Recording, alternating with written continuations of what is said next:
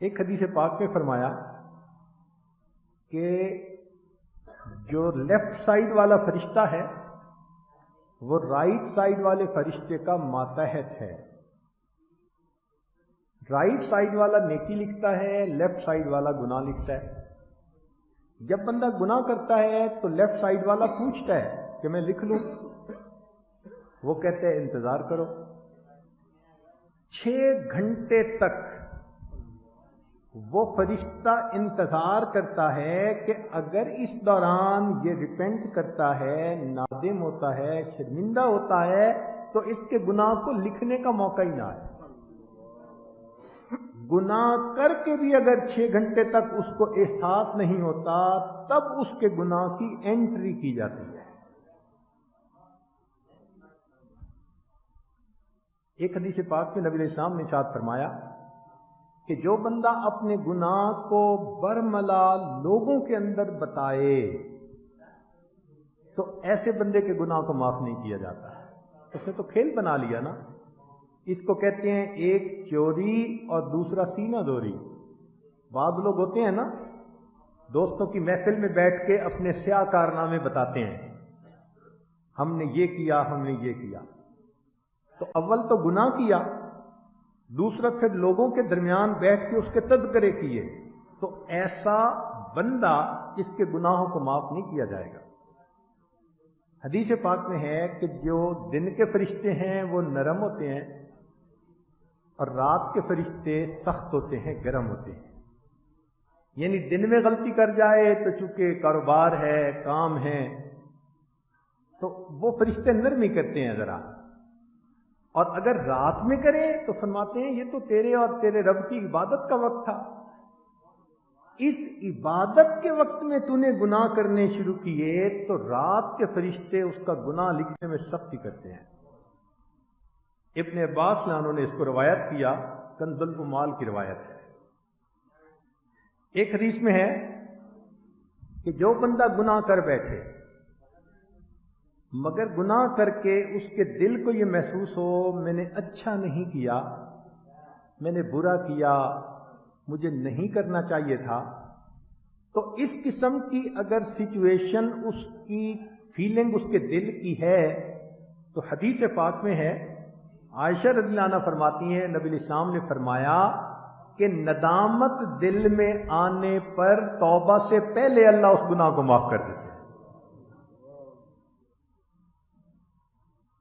اس کو حاکم نے روایت کیا. ایک دوسری حدیث میں یہی مضمون ہے، اس کو ابن عساکر نے روایت کیا کہ انسان جب ذکر کرتا ہے، جب اپنے گناہ کو یاد کرتا ہے اور یاد کرنے کے بعد اس کو غم ہوتا ہے،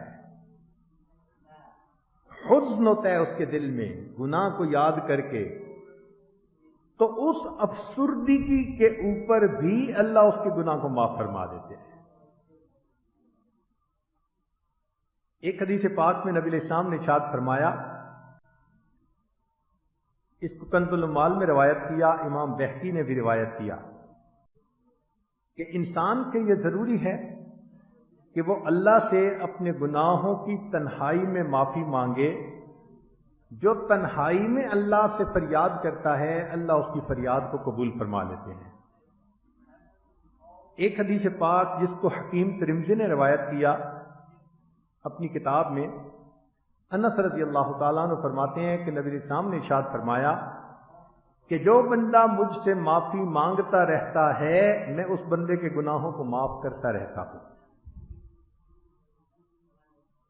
ابن عباس نے روایت کرتے ہیں کہ نبی علیہ السلام نے ارشاد فرمایا کہ گناہ کا کفارہ انسان کا یہ ہے کہ اللہ کے سامنے شرمندہ ہو.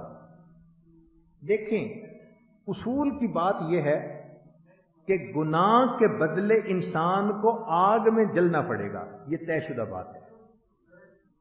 گناہ کے بدلے دیکھیں نا، جو بادشاہ کے حکم کو توڑے تو سزا تو ملتی ہے، تو گناہ پہ سزا تو ملنی ہے،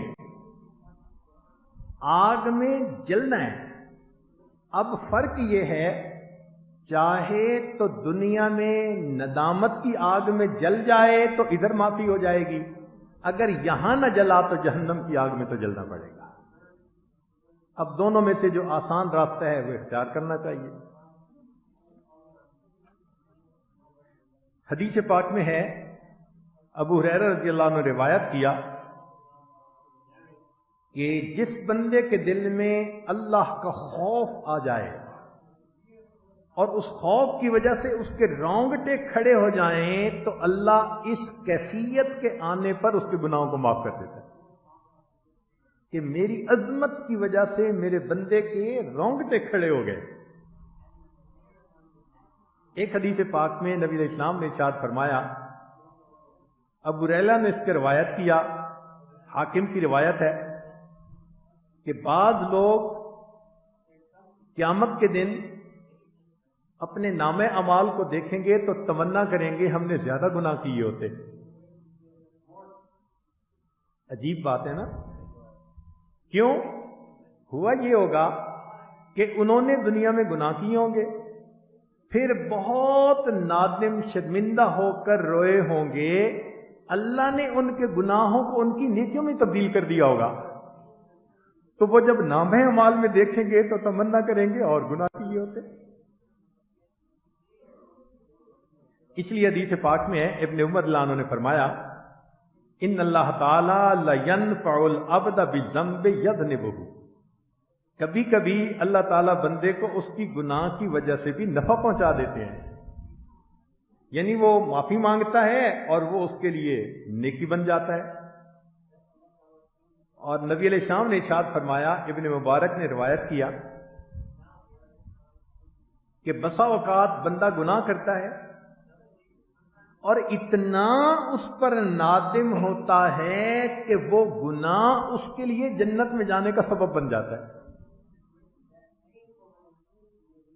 اس لیے ہمیں اللہ رب العزت کی رحمت سے کبھی بھی نا امید نہیں ہونا چاہیے۔